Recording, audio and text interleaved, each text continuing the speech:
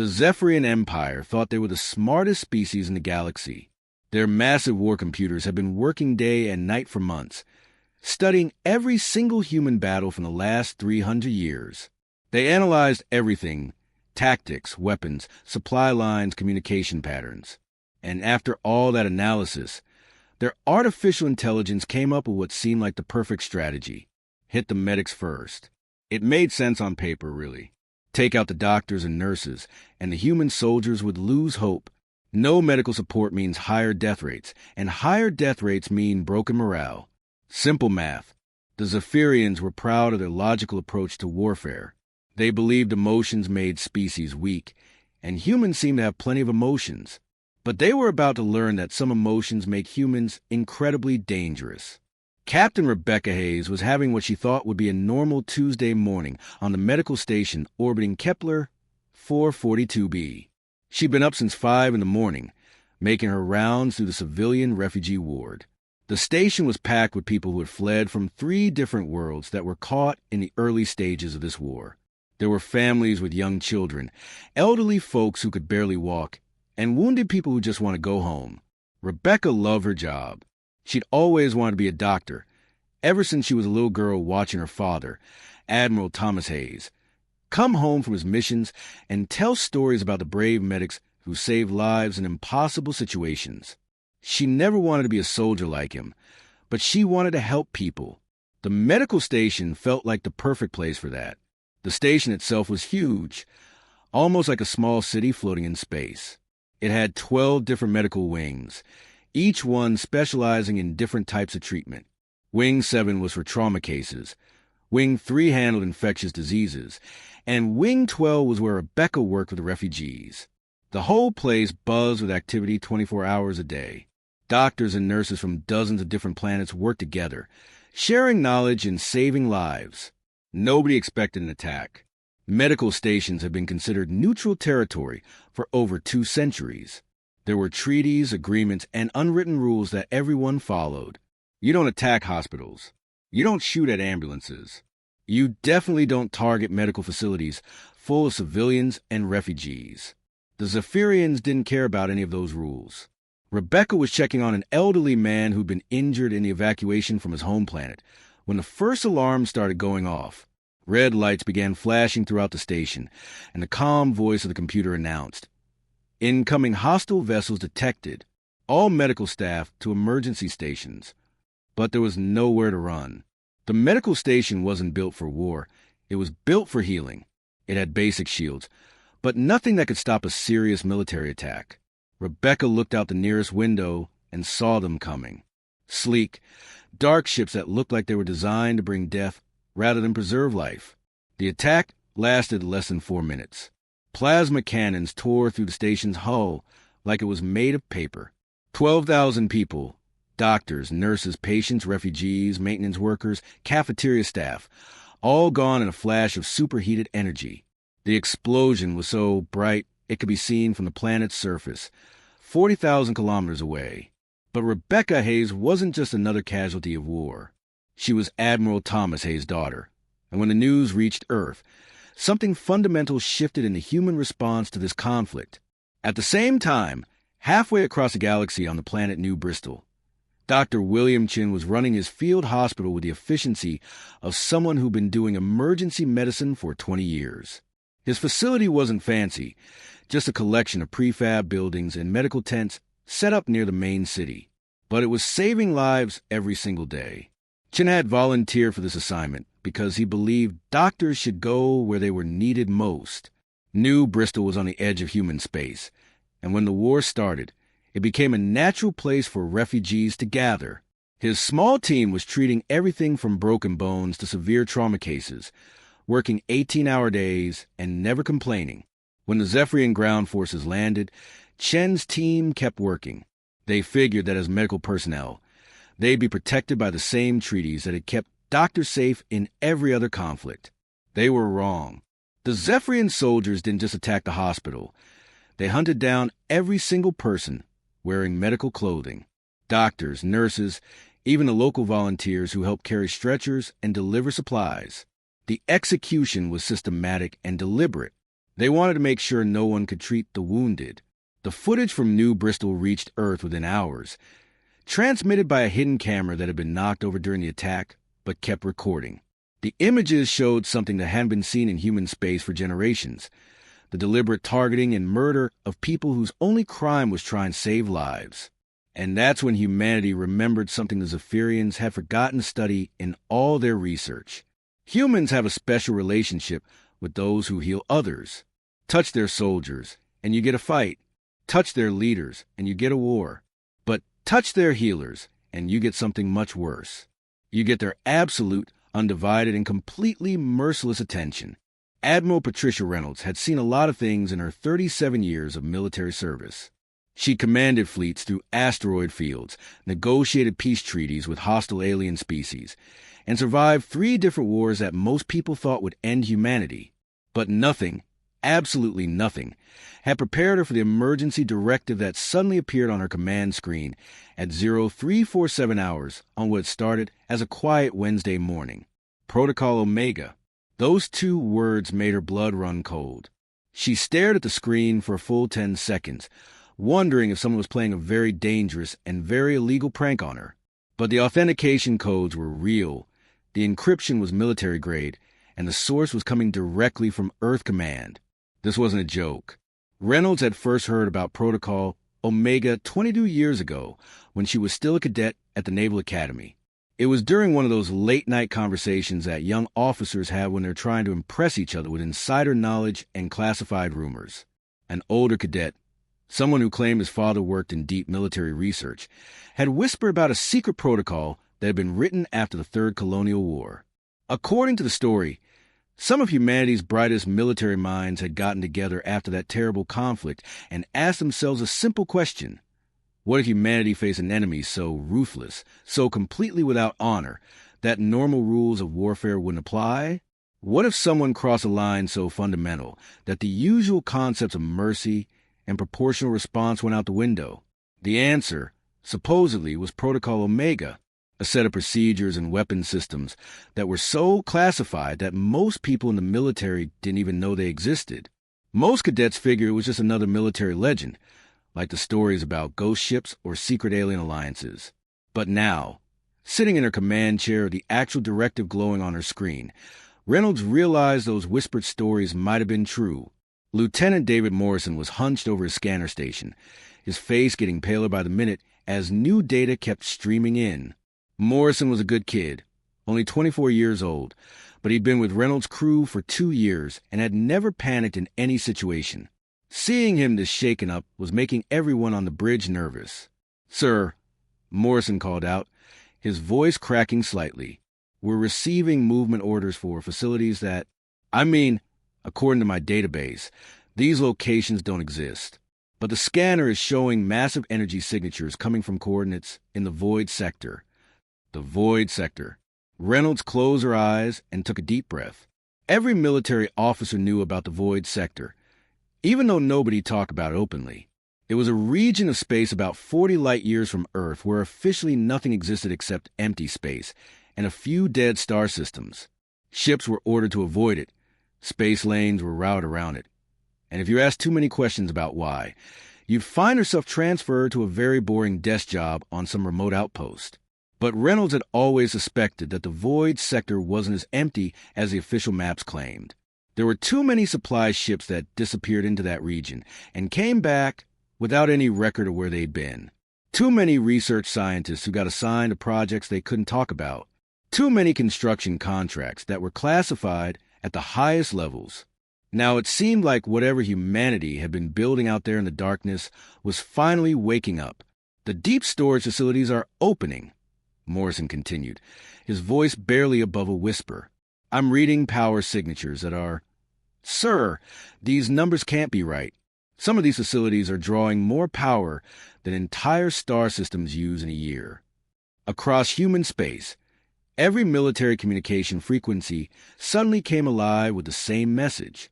It wasn't being broadcast by any individual ship or station.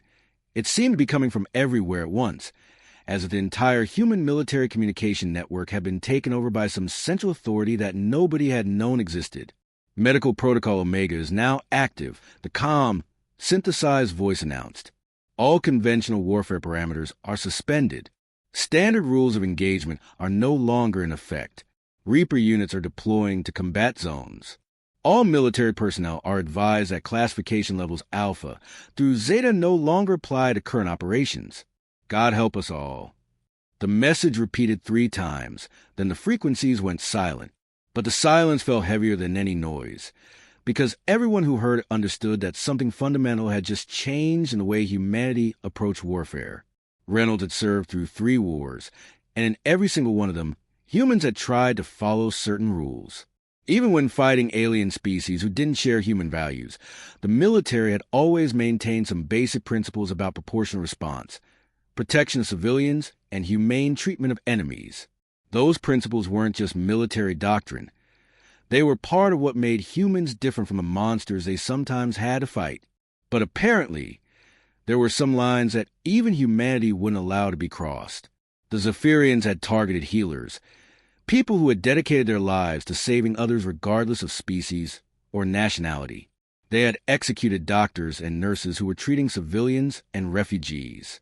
And now humanity was responding with something that had been waiting in the darkness for decades, just in case someone was stupid enough to make this particular mistake. The Zephyrians, monitoring human communications from their command ships scattered across the galaxy, intercepted these transmissions and had themselves a good laugh. More human psychological warfare, they decided. Dramatic language designed to intimidate and demoralize their forces. After all, what could possibly threaten their technologically superior empire? They had faster ships, more powerful weapons, and better tactical systems than any species in known space. They were about to discover that there are some things more dangerous than superior technology. Sometimes, the most terrifying weapon is an enemy who's been planning for your particular type of evil for a very, very long time. Commander Jessica Palmer thought she'd seen everything the universe could throw at a person. 22 years in the Terran Navy had shown her supernovas, black holes, alien technology that defied explanation, and battles that stretched across entire solar systems. But nothing had prepared her for what happened in the Arcturus system on that Tuesday afternoon. Her destroyer, the Relentless, was limping away from a brutal engagement with Zephyrian forces. Half her crew was dead, her engines were barely functional, and she was 3 light minutes away from where the main battle was still raging. Palmer had been forced to retreat when her ship took a direct hit to the primary reactor, and now she could only watch helplessly as her fellow humans fought a losing battle against superior numbers. The Zephyrian battle group was massive, 43 ships arranged in perfect formation, each one bristling with weapons that could crack planets. Their flagship alone was twice the size of anything in the human fleet. Palmer had been preparing to send a final transmission to Earth Command, something for families of her dead crew members, when her tactical officer suddenly started shouting, "Commander, something's happening out there. I'm getting readings that don't make any sense." Palmer looked at her main screen and saw nothing. Empty space where she'd been watching the battle just seconds before. No energy signatures, no ship movements, nothing on any scanner. It was like the universe had just paused to take a breath. And then it appeared. Palmer would spend the rest of her life trying to find words to describe what she saw, and she'd never quite succeed. It wasn't a ship in any sense that humans understood the word. It was more like a piece of space itself had become angry and decided to do something about it. The thing twisted and writhed like it was made of liquid darkness, but somehow you could tell it was incredibly solid and real. Looking at it directly made her eyes water and her head hurt, as if her brain was trying to process something that shouldn't exist. "What in the hell is that?" her tactical officer whispered. Before Palmer could answer, the thing moved, not like a ship flying through space, but like shadow flowing across a wall. One moment, it was drifting at the edge of the battlefield. The next, it was in the middle of the Zephyrian formation. And that's when everything went wrong for the aliens. The first Zephyrian ship didn't explode. It didn't break apart or catch fire or leak atmosphere. It just stopped being there. 1 second, it was a massive destroyer with a crew of 800. The next second, there was absolutely nothing, not even debris. Palmer checked her scanners 3 times, thinking there had been some mistake, but the readings were clear. The ship hadn't been destroyed. It had simply ceased to exist. Then the second ship vanished. Then the third. The Reaper unit moved through the Zephyrian formation like death itself, and everything it touched just disappeared from reality. The alien ships tried to fight back, filling space with enough firepower to level continents, but their weapons passed right through the thing as if it wasn't really there. 17 minutes. That's how long it took for 43 of the most advanced warships in known space to be completely erased from existence. Palmer timed it because she couldn't believe what she was seeing. Her crew stood in stunned silence as they watched an entire battle fleet just stop when the last Zephyrian ship vanished. The Reaper unit paused for a moment, as if it was making sure its job was complete. Then it simply faded away, leaving behind nothing but empty space and human ships that had been losing the battle just minutes before. But this wasn't happening in just one system. Lieutenant Commander Harry Thompson, monitoring deep space communications from Earth Command, was watching his screens with growing horror as identical reports came in from across human territory. The Kepler system, Zephyrian fleet eliminated in 14 minutes. The Vega system, enemy forces completely destroyed in 21 minutes. Wolf 359, Proxima Centauri, Tau Ceti, the same story playing out everywhere. 12 star systems, 12 Zephyrian fleets, all gone within the same hour. Thompson had been a communications officer for 15 years, and he'd never seen anything like the reports flooding in. Ships' captains were struggling to describe what they'd witnessed. Some called them shadow demons. Others talk about holes in space that moved, and one particularly shaken commander simply kept repeating, "It wasn't natural. It wasn't natural," over and over. But Thompson was starting to understand something that terrified him more than any alien invasion could. These weren't random weapons that humanity had stumbled across or stolen from some ancient civilization. These were human creations, built by human engineers and programmed with human purpose. The Reaper units weren't just tools of war. They were humanity's answer to a very specific problem. What do you do when someone targets your healers?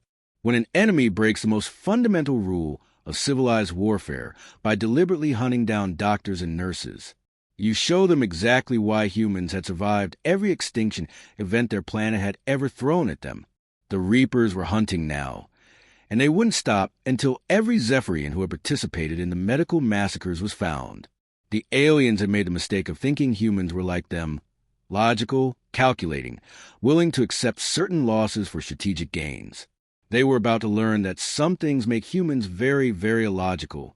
And those are the times when humans become most dangerous. The Zephyrian High Command had always prided themselves on being the smartest species in their corner of the galaxy. Their military strategies were calculated down to the smallest detail. Their technology was centuries ahead of most other civilizations, and their empire had conquered 47 different star systems without ever losing a single major battle. They thought they understood how warfare worked. That confidence lasted exactly 6 days after the Reaper units deployed. On day 7, something impossible started happening across Zephyrian space. Their own medical facilities began vanishing. Not attacked, not bombed, not invaded. They just stopped existing. It started with military hospitals on the outer colonies, places that treated wounded Zephyrian soldiers. One moment the facilities were there, fully operational with thousands of staff members, and the next moment there was nothing but empty space. Admiral Krixtal had been in charge of Zephyrian military medicine for over 20 years. He was reviewing supply reports in his office on the main medical station above their capital world when his aide rushed in with news that made no sense. 7 major military hospitals had simply disappeared in the past 3 hours. No distress signals, no explosions, no debris fields. They were just gone. That's impossible, Krixtal said, looking at the reports. Medical stations don't just vanish. Check your sensors again. But the readings were accurate, and it wasn't stopping with military facilities. Civilian hospitals started disappearing too. Research stations where Zephyrian scientists worked on new treatments and medicines. Veterinary clinics that took care of the pets and livestock on colony worlds. Even small medical supply warehouses were being systematically eliminated. The Reapers had their own targeting protocols, and they were more thorough than anything the Zephyrians had ever imagined. Every facility that had anything to do with healing or medical care was being methodically hunted down and erased from existence. It was like watching their entire civilization's medical infrastructure just fade away, one building at a time. The panic reached the highest levels of government within hours. Emperor Zorthe K himself, a being who had ruled the Zephyrian Empire for over a century and had never shown fear in his entire life, was pacing in his throne room like a caged animal. His advisors were arguing in hushed voices about evacuation plans and emergency protocols, but everyone knew the truth. There was nowhere to run from something that could appear anywhere at any time. Finally, the Emperor did something that no Zephyrian ruler had done in over 300 years. He personally sent a transmission to the human military command, broadcasting on every frequency he could reach. General Catherine Walsh was in her command center on Mars when the message came through. She'd been coordinating the Reaper operations from the beginning, and she was honestly surprised it had taken the Zephyrians this long to try talking. The Emperor's voice was shaky, desperate in a way that alien voices rarely sounded. Human military command. This is Emperor Zorthe K of the Zephyrian Empire. Please, we wish to negotiate terms of surrender. We are willing to discuss any reasonable conditions you might have. We made a mistake, and we wish to correct it. Walsh looked around the command center at her staff. Everyone had stopped what they were doing to listen to the transmission. Some of them looked satisfied. Others just looked tired. They'd all seen the footage from the medical facility attacks, and none of them felt much sympathy for the aliens who had ordered those massacres. Walsh walked over to the communication console and activated the broad-spectrum transmitter. Her response would be heard across every inhabited system in known space. Emperor Zorthe K, this is General Catherine Walsh of the Terran Federation. You targeted our healers. You killed doctors and nurses who had taken sacred oaths to save lives regardless of species or nationality. You executed people whose only weapons were medical supplies and whose only mission was to ease suffering. There will be no negotiation. There will be no surrender. There will be no mercy. She paused for a moment, thinking about Rebecca Hayes and William Chun, and all the other medical personnel who had died simply because they tried to help people. Then she continued, You have forfeited your right to exist as a civilization. The Reapers will continue their work until justice is complete. The Reapers weren't just weapons of war, in the traditional sense. They were something much more dangerous, instruments of absolute justice powered by technology that most species couldn't even comprehend. Each unit possessed the computational power of entire civilizations, with quantum processors that could track individual beings across vast distances and through time itself. And they had been given one simple directive. Anyone who harms a human healer forfeits their right to exist. Captain Michael Davis learned just how seriously the Reapers took that directive when he witnessed something from the observation deck of his ship, Humanity's Vengeance. His vessel was patrolling the border between human and former Zephyrian space when sensors detected a Reaper unit pursuing a single Zephyrian transport ship.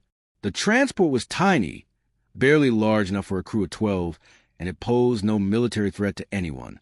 But the Reaper followed it relentlessly across 3 different star systems, never attacking, never giving up, just maintaining pursuit like a predator stalking wounded prey. Davis ran the ship's identification through military databases and found the answer. 6 months earlier, the transport's commander had been a Zephyrian military officer who gave the order to fire on a human medical convoy. The Reapers had perfect memories, and they never forgot a debt. The hunt would continue until justice was served. The war didn't end with a peace treaty or a surrender ceremony, or any of the usual diplomatic formalities that marked the conclusion of conflicts between civilizations. It ended because there was simply no one left on the other side to sign papers or wave white flags. The Zephyrian Empire, which had existed for over 800 years and controlled 47 star systems, just stopped being. It took the Reapers exactly 3 months to complete their work. 3 months to systematically locate and eliminate every military installation, every government building, every individual who had participated in the decision to target human medical personnel. They worked with surgical precision, never harming civilians who hadn't been involved in the medical massacres, but showing absolutely no mercy to anyone who had.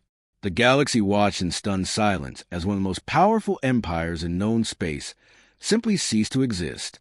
Not conquered, not occupied, not even defeated in traditional sense, just erased from the universe as if it had never been there in the first place. Dr. Amanda Foster was among the first humans to return to the space where the medical station at Kepler 442b had once orbited. The new station was bigger than the original, built with the most advanced medical technology available and designed to handle patients from dozens of different species. But the most important feature wasn't any piece of equipment. It was a memorial wall in the main lobby. Foster ran her fingers along the polished metal surface, reading name after name. Rebecca Hayes, William Chun, Nurse Patricia Williams, who had been killed while evacuating patients. Dr. James Rodriguez, who died trying to shield wounded civilians with his own body. Volunteer medic Helen Carter, who was executed while carrying medical supplies to refugees. 12,000 names in total. 12,000 people who had dedicated their lives to healing others and died because someone decided that made them targets. But the station wasn't just a memorial, it was a promise. Within weeks of opening, the medical bays were filled with patients from across the galaxy, injured miners from the asteroid belt colonies, civilians suffering from a plague outbreak in the Rigel system, even former Zephyrian civilians who had survived the Empire's collapse and needed medical attention, because that's what humans do. They heal, even after everything that had happened, even after the unimaginable loss and suffering. Human medical personnel continued to treat anyone who needed help, regardless of species or background or political affiliation. It was who they were at their core. The Reapers had completed their mission and returned to their hidden facilities in the Void Sector. They powered down their systems and went dormant, but everyone knew they were still there, waiting and watching. The message they had sent was clear and unmistakable. There are some lines that must never be crossed. Colonel Robert Thompson was chosen to address the Galactic Council 6 months after the end of the war. Representatives from over 200 different species gathered to hear what humanity had to say about what had happened to the Zephyrians. Thompson was a career military officer, someone who had fought in 3 different conflicts and understood the realities of war better than most people. His speech was simple and direct, the kind of plain speaking that humans were known for throughout the galaxy. The Terran Federation wants to make something very clear to everyone here today, Thompson said, looking around the vast assembly hall. Humanity will forgive many sins. We'll overlook territorial disputes between our colonies and yours. We'll negotiate about resource conflicts and trade disagreements. We'll even forgive unprovoked attacks on our military forces, because that's just the nature of war sometimes. He paused, letting his words sink in among the assembled delegates. But there are lines that must never be crossed. Our doctors and nurses and medical personnel are not soldiers. They take oaths to preserve life regardless of species, nationality, or political affiliation. They go into dangerous situations not to fight, but to heal. They are protected by treaties and conventions that have existed for centuries. Thompson's voice grew harder, more serious.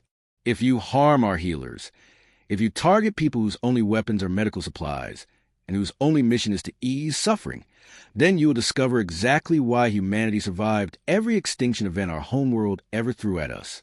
Touch our healers, and we will unleash nightmares upon you that will make your species wish they had never reached for the stars. The council chamber was completely silent.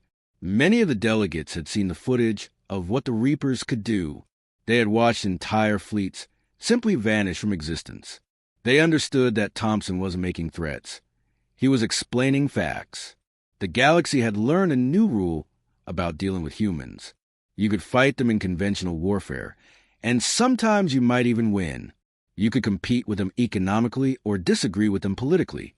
You could argue with them, negotiate with them, even trick them sometimes.